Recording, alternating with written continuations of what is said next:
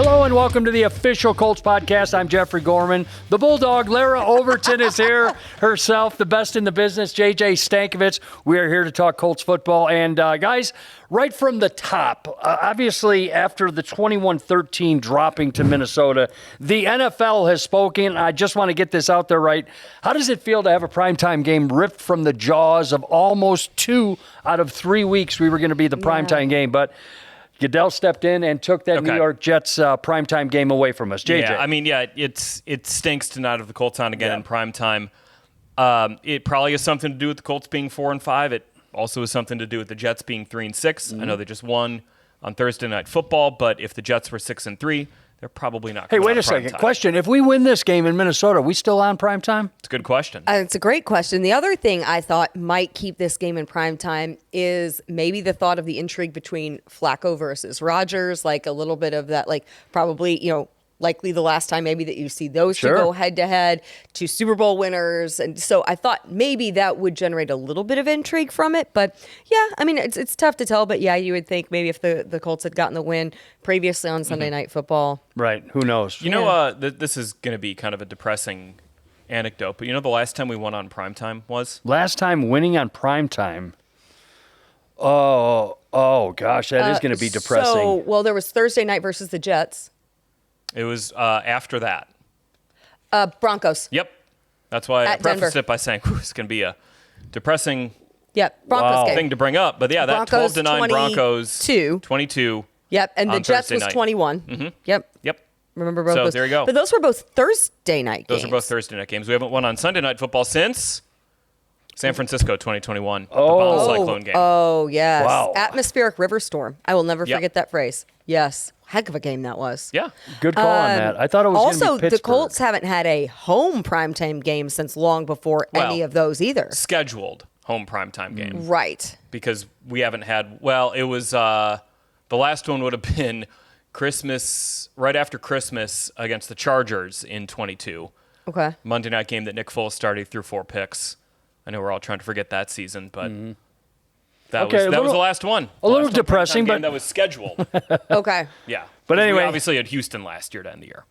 I was trying to remember, was that a 4 or an 8? That was 8. Okay, it was 8. That's who I was having that conversation last week. Oh, it was Jalen Jones and I were having this conversation. He was like, "Was that game in prime time?" And I was like, "Oh, shoot, I can't remember. I can't remember if it was 4 or 8." So we were just there you go. All right, guys. Well, meaningless trivia. It is. It's great trivia, but Colts will not be on primetime against the Jets. Up first, before that, the Buffalo Bills. Before that Jets game, but we got to go over what happened in Minnesota. That's where I want to start. Anthony Richardson demoted in that week. Joe Flacco brought up. Larra, let me start with you. The numbers, they were not flying. They were not flying offensively. When you look at the offensive output, you got 2 Matt Gay field goals. Don't forget about a missed field goal in there as well. And you got the defensive touchdown. Not what Shane Steichen and this team wanted to see offensively. Yeah. Where are we at after that game? And obviously we heard Shane on Monday say, moving forward, Joe Flacco still our guy. Struggled to sustain drives, weren't good on third down, didn't get into the red zone. And part of this, I think, is the reality when you don't have the threat of Anthony Richardson in complement to Jonathan Taylor, right? Like there is a component of that in terms of helping to establish the run game, which of course sets things up. In the passing game, it was an offensive struggle for sure. And I think it was also one of the things about it was Joe having said earlier in the week, this is where I'm most comfortable is when I'm starting, when I'm preparing as a starter. Actually, the backup role is what I've had to get more accustomed to, although that's what I've done more of for the last 4 or 5 years. The starting role, being able to lead all of the first team offense that entire week, be, in the huddle, command everything. So to me, it was perplexing, even though you do have such a great defense in Minnesota. They do so much in terms of the disguise and variance and what they bring. I did think, though, with Joe having the entire week to prepare, you would have been more productive within the offense. Yeah, I think the Colts are going to need to figure out some solutions in the run game, especially where, you think about everything that they've installed in the run game.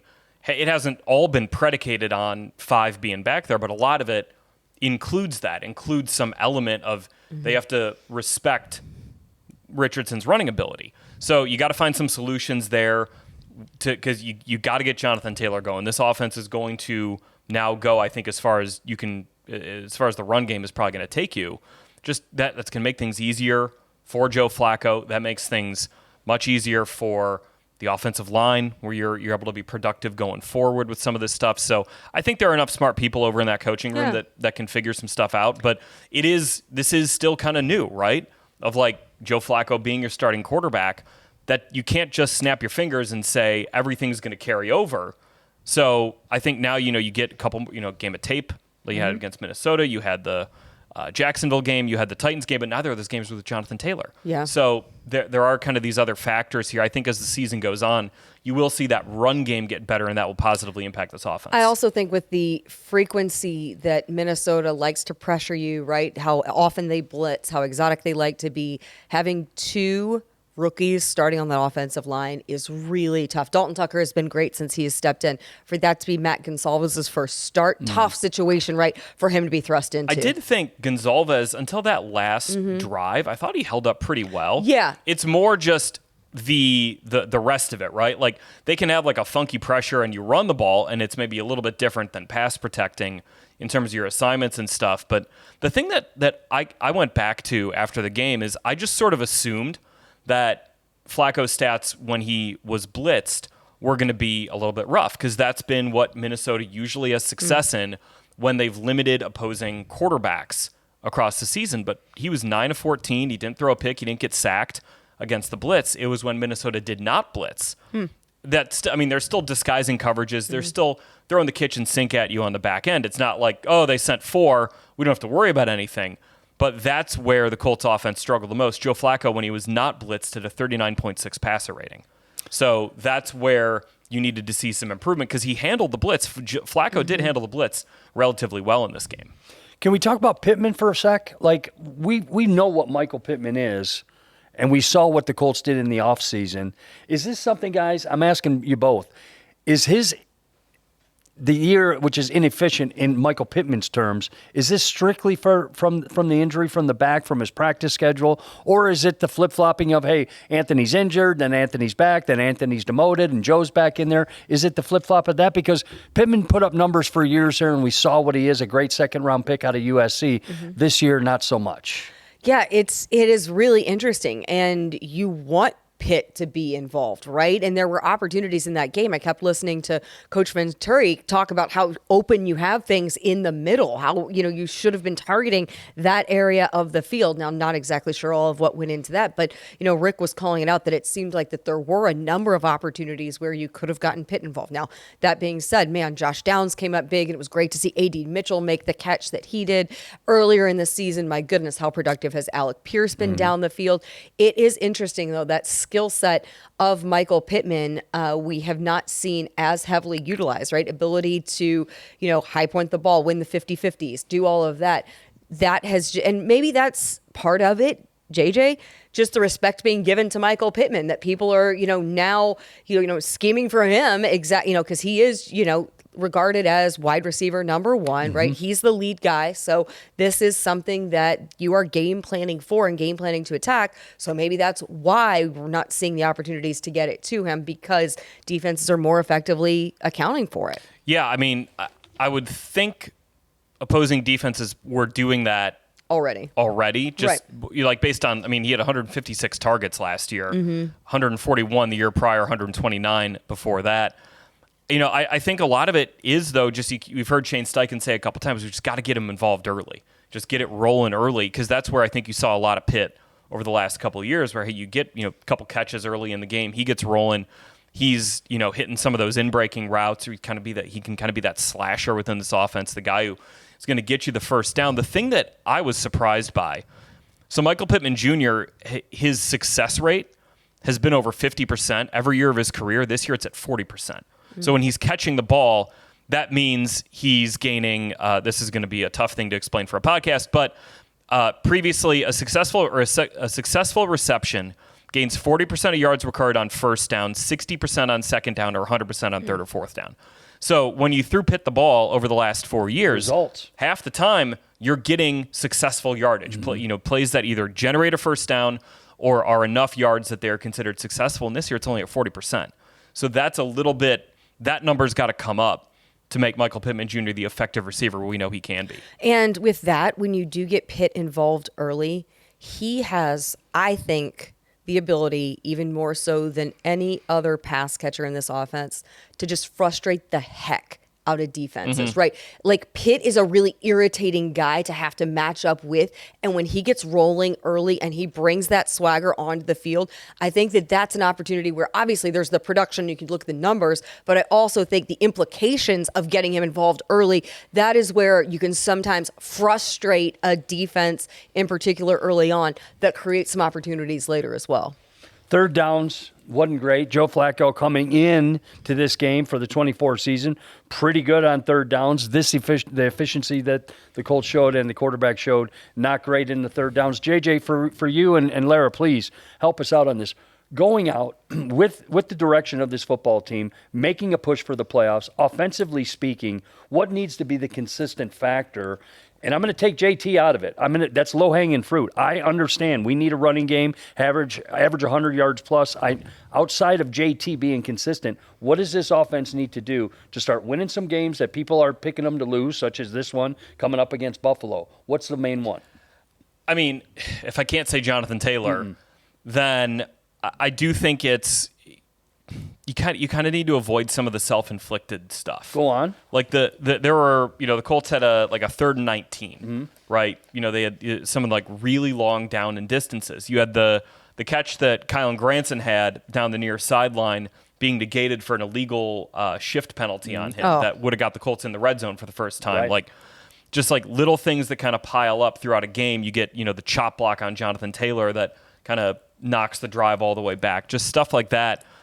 This offense probably needs to play cleaner than it has, but I do think there's enough talent there, especially with the pass catchers. I absolutely believe in that group, that if you can kind of clean some stuff up, and then this is where getting the run game going does matter.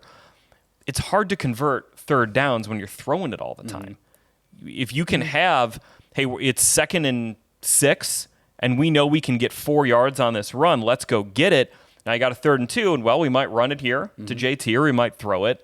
Just having that threat more frequently, I do think opens stuff up and allows you to extend more drives. Larra, I'm not putting Shane Steichen under the microscope at all, but Shane, the last 2 weeks in his post-game press conferences and notes, has said he has to be better. And he was asked by it. The Athletic asked him, what do you mean when you say you have to be better? He's saying everything from schematic to play calling. What is it in your eyes, if Shane's saying that to us, that he does need to be better? We saw some good things happen on offense. We saw 6 for 60 yards with Josh Downs and Joe Flacco and stuff. What is it specifically he's talking about? Yeah, that's a very interesting question. I mean, I think part of it is just that's good leadership, first and foremost, right? Is that he puts that on himself, Absolutely. the success of the team. I think that that's more so anything. And then I think it's a little bit of the adjustments. I think for Shane's perspective is, how are they adjusting? How are teams adjusting, in particular at halftime, perhaps better than we are? Because I think that's where you have seen some of the differences in the results of games have come down to second half adjustments, astute second half adjustments. I mean, this Colts defense held Minnesota scoreless in the first half. That's the first time anyone has done that all season long. And then you see him come back and score 21 points in the second half. So it's things like that you have to look to figure out. And, Houston game, similarly, Colts were really good in the first half, and disrupting a lot of what they were trying to do offensively. Second half, what were you unable to do? So I think that's part of the thing, maybe part of what Shane is pointing to in that area of how are we adjusting in game? Because it seems like you're going in with a pretty good plan, right? The things that you're trying to do are working for you. I mean, and I hate to harp on one thing too much, but the JT fumble was just absolutely crushing. That, just when that happened, you already felt and again, it's never one singular play, but man, what you could have created had you capitalized in that situation, and the difference there would have been from that point on would have been significant, especially with the way your defense was taking the ball away and disrupting Sam Darnold. Yeah, and I think the other 2 games that Flacco started, the Colts went down in the script and they scored. It was the touchdown against Jacksonville, and then it was the one to Downs against Tennessee. And you felt like that was going to happen again against Minnesota, and then just the quarterback running back exchange goes awry, and that was also the second longest drive the Colts had of the game, 44 yards. So there's a lot that needs to get fixed and needs to get cleaned up on this offense, but you also do need to give Minnesota some credit here. Like, that is a good defense. Sure. They've got a Hall of Fame player in Harrison Smith on the back end. They've got a potential Hall of Fame player at cornerback in Stephon Gilmore. You've got Jonathan Grenard looking awesome. The interior of their D-line's pretty good. Like, that's a good football team they got there. Andrew Van Ginkel's like one of my favorite players in the NFL, kind of secretly. That's a really good football team. And you do need to give – and Brian Flores also genius of a defensive coordinator, what he's able to do with them. So I don't want to read too much into this and be like, all right, sky's falling after one game, but you do need to give him some credit. Let me be the devil's advocate here. This is a one-score game for a lot of it. I mean, every game is. I know, and it is. One score. So I'm just going to be scratching my head. I'm the fan way up there. Jonathan Taylor. 13 carries, 48 yards. Is that just because of down and distance, the scheme, whatever the play was calling up, where the ball was on that? When you talk about Jonathan Taylor, Shane has said this from day one when he was in here. I'm gonna throw to score. I'm gonna run to win. Is 13 carries on a close game like that on the road something that we want to see? I'm not trying to get into coaching here, but it's Jonathan Taylor, Larra. Especially with the trend of kind of like Jay's your point about Pittman.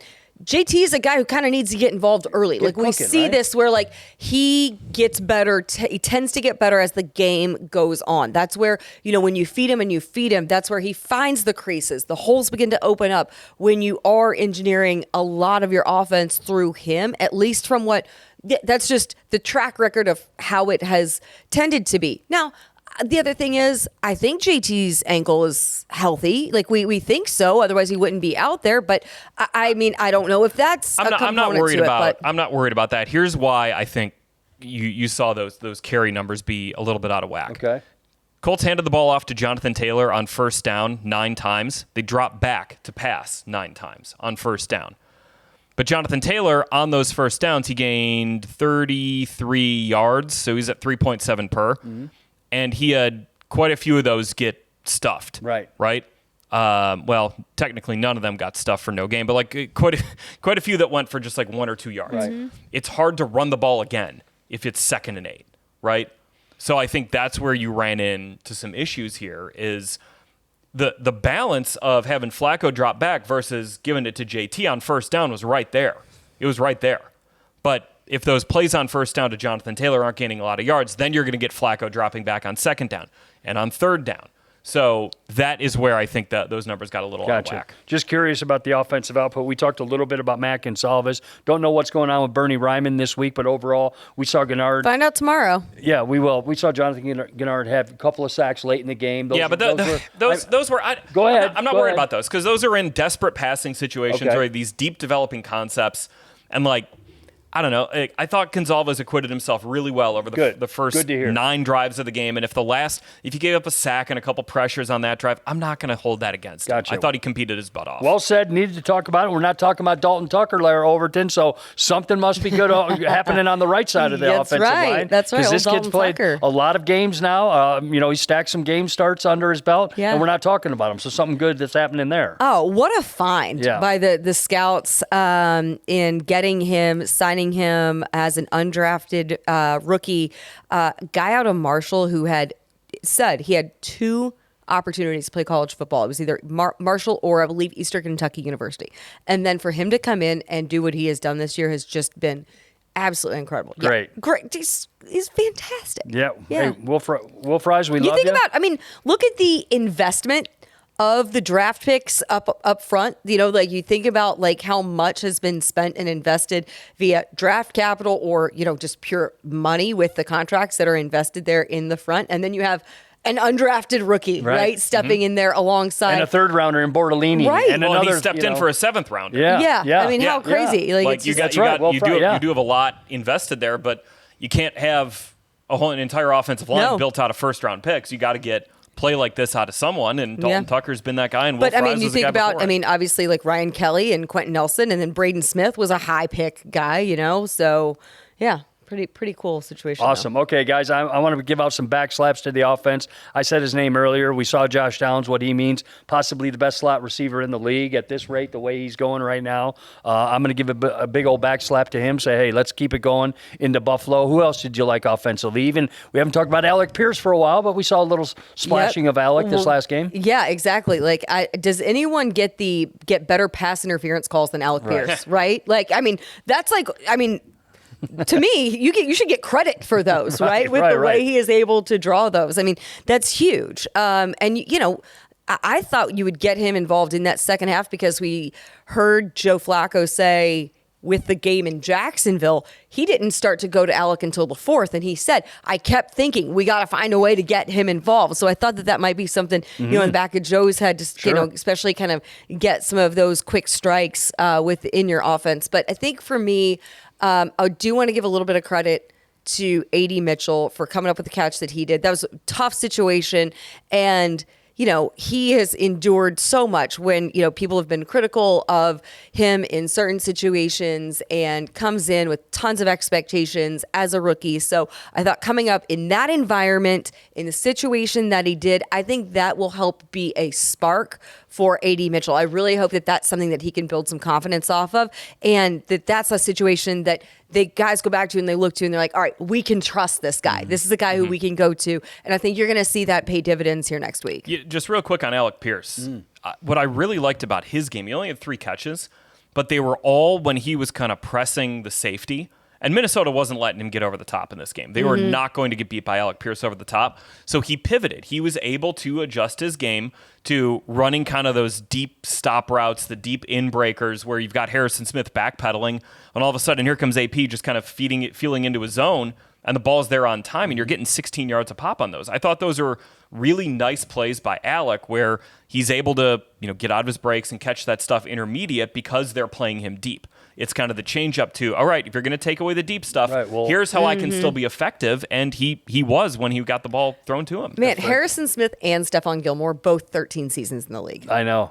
And like you said earlier. This was funny. Ohio State playing at Penn State over the weekend, right? And how Penn State fans are all mad about that being a noon game. I remember a conversation I had with Harrison Smith in 2011, my first year covering Notre Dame, his last year there, and I asked him, what's the toughest atmosphere you ever played in? And he said it's a night game at Happy Valley. Penn State. Oh, no kidding. So I thought about that this weekend. This is also just kickoff, I should remember more important things in my life than that, but that's it's very important now.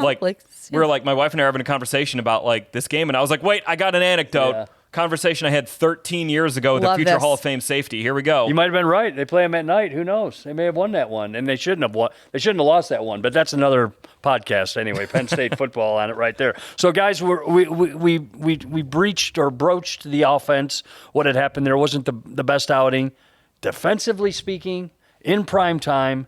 To see what we did and hold that team to 21 points, but in some of the fashion that we did it, all the NFL eyes were looking at one play and one play in particular. I just got to get both of your feelings on watching Grover Stewart do what he does, watching absolutely start throwing furniture. He fought the whole bar, and he won, and then his buddy Kenny Morgan, ends up in the end zone. So that play alone, if we can find out the bright spots from them defensively, Larra, your thoughts? I mean, J.J. Watt called it a dream scenario for a defensive lineman, right? I mean, just the way that Grover dominated. I mean, J.J. Watt is saying this is a dream scenario, and he's admiring what Grover Stewart is doing. I don't know that we can say any. I mean, right? What else more are we supposed to add on that one? Yeah, that's the absolute highest regard, highest compliment possible that you can get. But thank God people are finally recognizing Grover freaking Stewart and what he can do and what he does and has done so consistently at the top of his game. Everyone always spotlights DeForest, rightfully so. Obviously, he's certainly one of the best at his position and has been. But I love to see that 90 is also getting the recognition and the attention for plays just like that. And there are so many times that things like that have probably happened that don't get this type of attention. But everything coming together in the fashion that it did, I mean, it was just absolute pure domination. Had Kenny Moore, and I want to come back to Kenny here, like after we get through this conversation, because he had some good insight. But he was joking that his whole growing up playing baseball really came into play, just being able to scoop that ball up. Because he said the one thing that you don't want to do in a fumble recovery situation is like overrun it. He said also, he's like, this is when it pays off to have long arms, right? I love it. Because he didn't have to bend over too far. He could kind of just like scoop and reach, score. reach Playing the right hot down. corner like Scott Rowland. Oh, good There ball you there. go. Yeah. So Why was he the first third baseman I thought of? That's weird. Hall of Famer. Indiana guy. Indiana guy. Yeah. All the above. All right. You know what this game felt like, Larra? It felt like a 2021 Colts game in terms of the defense, right? Oh, okay. Where I see what okay. Sam Darnold did throw for 290 yards in this game, and he completed 28 of 34 passes. When you have Justin Jefferson, stuff like that happens. But you picked him off twice, and you got another turnover. And Yeah. it's like, that's what that defense in 21 would always do. It's bend, don't break. Hey, don't get beat over the top, and eventually they're going to make a mistake. And the Vikings made a few mistakes in this game. That's kind of what it felt like, where, you'd like to get the yards down, certainly. But if you're going to turn it over 3 times, you can live with what Sam Darnold did. Mm-hmm. There was only the one deep ball to Jefferson, which, like, I don't know what Sam Womack's supposed to do on that play other than have it not be Justin Jefferson going up and making the catch. Like, in real time, I was like, they got him one-on-one. That's a bummer. And I watched the coverage, and I was like, that's pretty good coverage, actually. It's Justin Jefferson. Yeah. He's going to make those plays. The thing that I love about the Colts defense right now is the pivot we are seeing from Gus Bradley. And this is why I put this on the rundown, because I want to talk about this. Gus Bradley, since taking over as Colts defensive coordinator, from week 1 of the 2022 season through week 6 of the 2024 season, ran a simulated pressure twice. What does that mean? A simulated pressure is when you've got blitzers coming, but you rush 4, but you've got a defensive lineman dropping. You've got just like weird, funky stuff where, you might have a linebacker mugged up and he drops and a corner comes. It's just like difficult to deal with blitzes. This is kind of the new wave of playing defense in the NFL. It's what like Mike McDonald did with Baltimore, got him the Seattle job, right? The sim pressure stuff where you're rushing 4, but you don't know who those 4 are going to be. Over the last 3 weeks, the Colts have run simulated pressures on 22% of their blitzes. Wow. Interesting. It is skyrocketed compared to where the Colts have been. Over that span, over the last 3 weeks, the Colts are 15th in the NFL in sim pressure rate. That's like right in the middle. They're actually right by the Baltimore Ravens right now.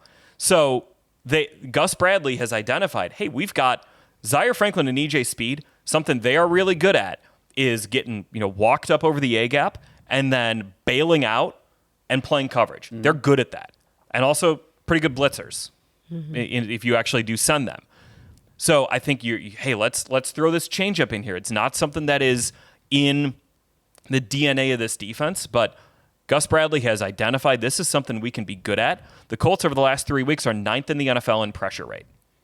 35.7%. So, JJ, let me ask, where's the big change? How? Who? Name? Is it a person? Is it a what? I think go into his notes. What? I think it's the whole defensive staff coming together and says, saying, let's try something a little bit different. Yeah, let's work on this and let's throw a change up here. And the stuff that he's doing with the fronts now, where the last couple of years it's been a lot of, okay, you've got your 4 down front, and on 3rd down we'll kick maybe Dio inside or Taekwon inside, and you've got your wide 9 ends. You got Buck on the field. It's very static. This year, it is, what the hell is Leatu Latu doing lined up behind Zaire Franklin on a snap and generating a pressure? Like, it's been really cool seeing Gus Bradley say, we are going to change some stuff up. I think Charlie Partridge deserves a lot of credit here for mixing up the stuff with the fronts. It's been an evolution of this defense, and it is producing results. Now, the test is going to be Buffalo, but it's producing results right now. Well, I think a couple of things, too. It's impressive how you've adapted since the loss of Taekwon Lewis, too. And I think that was more significant. And he's coming, too, right? A lot of He's people coming. realize. I think so, yeah. And then the other thing is, it is playing to the strength of your players, looking at the guys who you have in your room and what they do well and scheming for exactly that. It's to steal a line from Coach Venturi, just because I listen to Rick so much in my ear on game day, players not plays, right? And I think this is a situation where you are putting your best players in situations to make the type of plays that they're capable of. And then you're also letting the guys around them thrive and be put in positions to be successful. I think it is players, not plays, but it is also plays. Where, like, you're doing these things where you are like, no one's got film on Laiatu Latu doing what he's doing as a spinner, and like lining up in these like weird spots on the field. You've got, DeForest Buckner lining up as a defensive end, which, the Colts had done a little bit in the past, but and you've got Kwity Paye dropping into coverage, which I know like people always cringe. Oh, you got a defensive end dropping into coverage. If you do it once or twice a game, that's a change up that can work. Yeah, right. And I think all of this is making the Colts less predictable as a defense, and that is resulting in more pressure up front. We'll see how it'll continue against the Bills, who are a team that just pressuring Josh Allen isn't always enough. Right. But so far, I really, really like what I've seen. The Colts over the last 3 weeks are 5th in the NFL on defense and EPA per play. How about that? They're playing good football. When you talk about that, we talk about 3 takeaways against Minnesota. Let's go back to Kenny Moore. Let's go back to the scoop and score. Here we go. 23 has a knack for the end zone. How many is that for him in his career now? So 4 is touchdowns. That 4 total now? 4 pick sixes and 1 fumble recovery touchdown. And all of them have come in the first week of November. How about that? Kenny's first career pick six was at Detroit November 1st of 2020. He then had 2 pick sixes last year with the fam there in Carolina. That was November the 5th. Fumble recovery touchdown happened at Minnesota on November the 3rd. Every single one of his touchdowns has come within the first 5 days of November. Couple of things that I learned from Kenny on this. His latest nephew, was born Sunday afternoon around 2 o'clock. Oh, wow. His sister had the baby around 2 while he was waiting around the hotel, baby Saint. Kenny Moore is now an uncle times 8. Wow. 4 nieces, 4 nephews. So I said, I think baby Saint has to get your touchdown ball. Yeah. Right? Like, I mean, there's something in the universe with this. He said the greater significance of it, he credits David Thornton, Colts VP of Player Engagement, of course, former linebacker, because DT's birthday is November the 1st. So he says that he has always promised DT he would do something special in recognition of DT's birthday. So he's given, like, one of the touchdown balls has gone to DT along with like a signed jersey. So that is Kenny manifesting a little bit of this and speaking this into existence. I think that's really freaking cool. Like, there's nothing to it in terms of like, I don't know that you can statistically equate anything to it, but just wild, right? And then the other thing to take note of, Kenny's tackle on TJ Hawkinson, like the WWE Oh, move. Yeah, it was. Okay, do you know why? WWE. Well, no. He was cognizant of TJ Hawkinson coming back off of the injury and was trying to stop him in a way that tried to avoid any sort of additional force. Oh, and, on his leg? Yes. Huh. Nice guy, too, that Kenny Moore. How about that? Nice guy. We love Kenny around So, here. Yeah. so look it out. That is... I thought you were going to say it's because like he was like tackling an actual Viking. That would be interesting. No, but like Kenny is as cerebral as any player out there, and like the cognition of that, like, hey, making the stop but doing it like mindfully, like knowing everything that's going on, like all of that processing. Yeah. Kenny, well said. I mean, well done like it is. But if we ever play these Vikings in the Super Bowl, you can bury the kid. Okay? I mean, just bury him. If like Grant Stewart did on that screen pass. Okay. Wow. How about that? That guy tackles like a missile. Yeah. Like, unbelievable. There is no more aesthetically pleasing thing for the Colts defense than Grant Stewart thumping a tackle, because you got the hair flying everywhere. Oh my God. And he, like, the way that he tackles, it's always just like, it looks probably 30% more physical than it might actually be because of the hair, and he's physical already.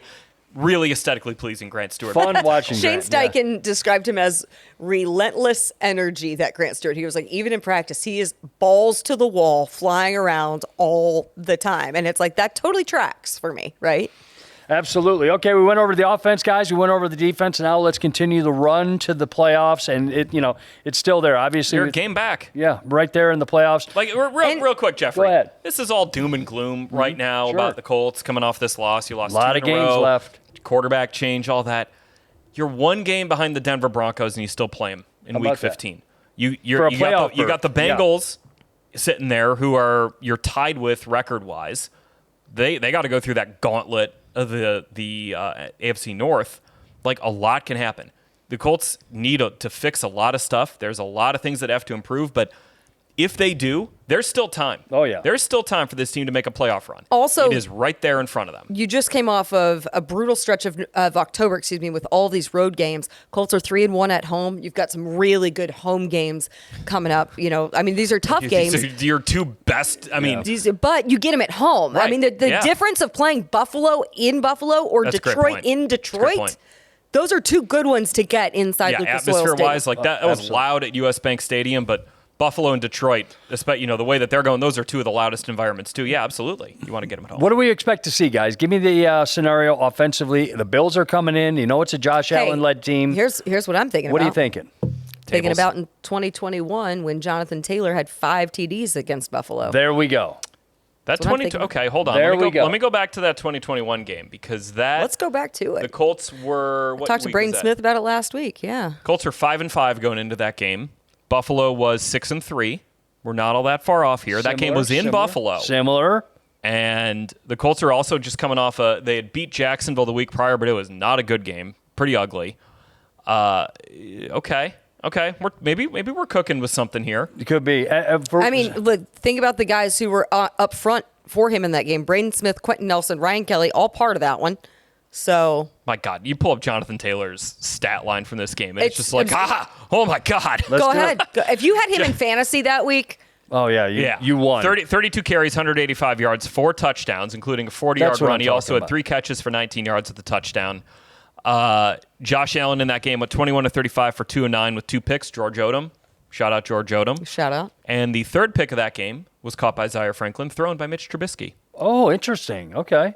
Oh, Hey, we always play these guys good. I'm expecting a huge, Always. crazy crowd Yes. at Lucas Oil. Let's get this Well, thing even back. in 2020, the playoff game. Absolutely. Buffalo's Wow. heavily Shoulda favored in won that. game, and Phil should have won that Rivers, game. Yeah. Boy, you ain't kidding on him. So I like the matchup. It's a time, like JJ said it best. Remember, Larra, you said it too. Remember that a lot of football left. Everyone's doom and gloom, and what are we doing? Bring in Anthony Richardson. Okay, experiment over. Go back to this kid and everything like that. Hey, by the way, these guys are head coaches and general managers that know a lot more than you do and a lot more than that I do. And with 8 games left, anything can happen in this league. We've seen it. It's crazy the way the division is set up right now, but don't be surprised if the Colts are right there at the end. And I'm telling you, it starts this week with the Bills.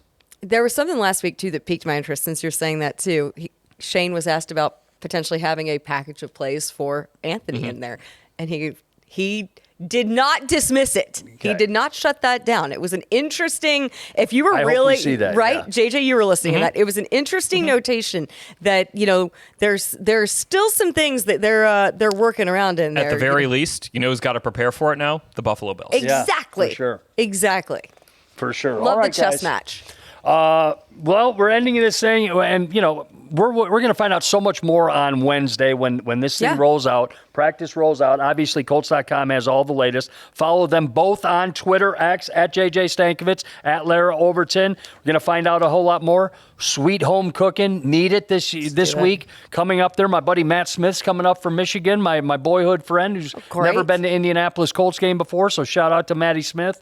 He's going to go see the Buffalo Bills game, so I can't wait, guys. I like where this team is headed. I know that sounds crazy right now, but in Joe we trust right now with the quarterback, Jonathan Taylor getting more carries, and just stacking some wins. Start stacking some wins and go through the rest of this buzzsaw, JJ, the best you can, and you got a little bit of breathing room on those last 4 games where you can make some hay, so anything goes. I'm excited about it right there, and I want to end on that one, guys, or I want to end on this one. We thank Taylor Swift for coming into Indianapolis this weekend. The reason I'm thanking her is what she did to this economy with everything that went on downtown. Incredible 3 sold-out stadium shows at Lucas Oil Stadium. Could not even go downtown, but I want to end on this.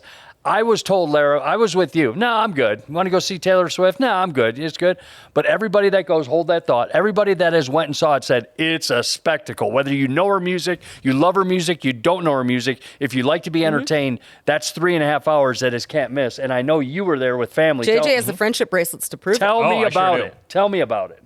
It was one of the most remarkable things I've ever seen Good. someone do. Good. Like, for the way that she performed for 3.5 plus hours with stopping no more than for like 2 minutes. Like you said, even if you're not a fan of her music, you can be like, that was amazing. Yeah. I had a great time. She puts on an awesome show. I'm thrilled that I'll be able to say forever, hey, I got to see that tour. That tour, right. That tour, Yeah. which is going to be like one of those legendary tours when it's all said and done. It was really cool. And like I tweeted it at the end of the concert. I was like, you know what?